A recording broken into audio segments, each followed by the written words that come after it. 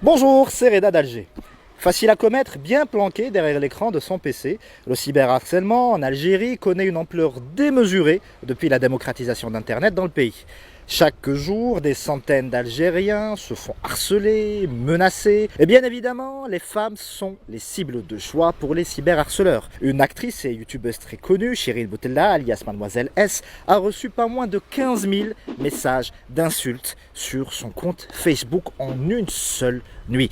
Si on imprimait ça sur du papier, ce serait l'équivalent de 224 mètres de pure méchanceté et de haine. Notre histoire commence en mars 2018 lors d'une conférence autour du cyberharcèlement. Shirin Boutella est une youtubeuse et une actrice très connue en Algérie et pour bien montrer la violence des insultes qu'elle reçoit au quotidien, elle décide de lire au hasard et sans filtre quelques commentaires qu'elle reçoit sur son profil Facebook. Le but c'était vraiment de sensibiliser sur la violence de ces mots que moi je lis tous les jours et quand on les lit pour soi, la preuve, l'impact que ça a eu, c'est-à-dire que sur place, même la réaction du public, je me rappelle très bien, il y avait des silences et ensuite du rire gêné. Et je me rappelle très bien leur avoir dit, vous avez vu vos réactions là ? Bah dites-vous que moi c'est ce que je ressens aussi. Vous vous en doutez, ça ne se passe pas si bien que ça. Une personne mal intentionnée filme la scène, isole ses 10 secondes et balance ça sur internet avec pour légende. Regardez donc les mauvaises manières de cette actrice. Et pour Shirin, c'est un cauchemar, une semaine d'insultes, de violences et de menaces. Quand on me dit t'aurais pas dû, fallait faire attention, je dis mais pourquoi j'aurais dû faire attention ? On me l'écrit, c'est public. C'est-à-dire que c'est en commentaire public, c'est-à-dire que tout le monde peut le lire. Pourquoi moi j'aurais pas le droit de le dire ? Le cyberharcèlement est un phénomène d'envergure mondiale, mais il faut bien avouer, en Algérie, c'est pas toujours très évident d'être une femme. Parce que même si elle ne parle que de mode, que de lifestyle ou de coupe de cheveux, les youtubeuses restent quand même assez mal vues. Amira Ria est une star de l'internet made in DZ. Elle a elle aussi subi de plein fouet le cyberharcèlement. Un compte Emeria Haters معلول بداوها على لا مارك تاعي pour casser la marque ومن بعد اتاكاو لا في تاعي باسكو كون جيتي فيونسي ما كنتش نوري مو ماري اي هما جابوا لي فوتو تاعو حطوه شبراك شوفوا معانا راهي من بعد بدات كثر وكثر بداو يدخلوا ما فامي مون بير ما مير قعدت ساكته نسي نيفيتي نشوف نقول دوك يعياو دوك يحبسوا دوك سي بون دوك يفون اريتي Ça t'a fait mal? Ça m'a fait mal, oui. Des fois où j'ai pleuré. Et comme pour le harcèlement dans la vraie vie en IRL, le cyberharcèlement peut aussi avoir des conséquences dramatiques.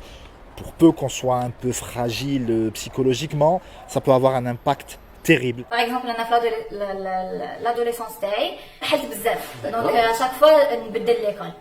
و à chaque fois ندخل نحس انا هذيك the new girl البنات كاع ما يحبوش يهضروا معايا. J'ai écrit I hate myself في يدي بune lame.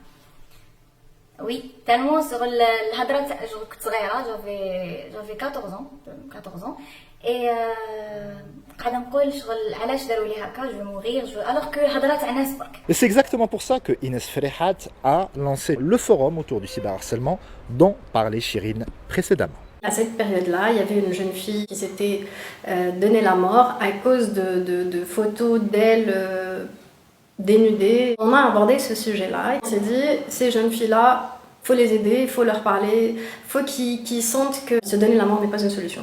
Mais au-delà de ces drames individuels, le cyberharcèlement peut avoir aussi des conséquences très graves. Il risque de dissuader les Algériennes de s'afficher sur Internet. On se dit, bah vous savez quoi ? Je vais tout arrêter. Après, je me dis oui, mais en même temps, c'est leur donner ce qu'ils attendent, c'est-à-dire me détruire en fait. D'ailleurs, j'ai eu des témoignages comme ça en commentaire où il y a une personne qui m'a dit j'ai commencé sur les réseaux, j'ai voulu me lancer sur YouTube, etc. Mais c'est tellement violent qu'elle n'a pas supporté, elle a arrêté.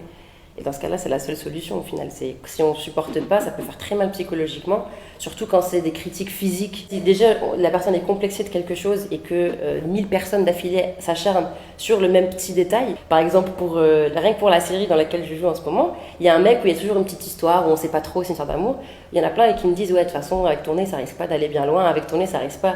Mais si les Algériens disparaissent de YouTube ou d'Instagram, qui donc va parler en leur nom? Il faut qu'il y ait une véritable politique de réappropriation de l'espace public, que ce soit dans la vraie vie ou sur Internet. Mais là, j'ai pris une nouvelle décision. Au lieu de tout arrêter, je ne vais plus lire en fait. Et c'est très dommage pour les gens qui m'envoient des choses positives. Je ne peux plus lire, je ne peux plus, c'est trop. J'ai déposé plainte في سيفر دو كريميناليتي تاع باب زوار. تقول لها علاش راهم يديروا لي هكا، كاسكو جي في، ما درت لهم والو، جو ندير دي تروك اللي نحبهم، عفايس اللي ماني نجيني حتى واحد. ومن بعد تبري لي جون ما يحبوش الناس يشوفوا ناس ناجحين.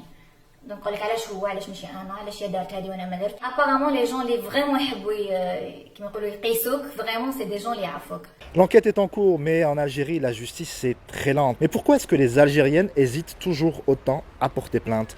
Peut-être qu'en général, les victimes, c'est des femmes. Il faut avoir le courage, vu la société, de déposer plainte. C'est vrai que la cybercriminalité évolue, l'arsenal juridique évolue, mais il faudrait qu'aussi que les mentalités évoluent. Je leur tire chapeau parce que c'est des insultes tout le temps et c'est limite criminel. Franchement, les ladies, allez-y et peut-être qu'un jour ça va changer. Chacun d'entre nous, à son petit niveau, peut s'engager contre le cyberharcèlement. Retenez bien ce hashtag, Khalliha tranquille, qu'on pourrait traduire par « laisse-la tranquille ». Chaque jour, des milliers d'internautes l'utilisent pour soutenir les femmes qui sont victimes de harcèlement, que ce soit dans la rue ou sur les réseaux sociaux.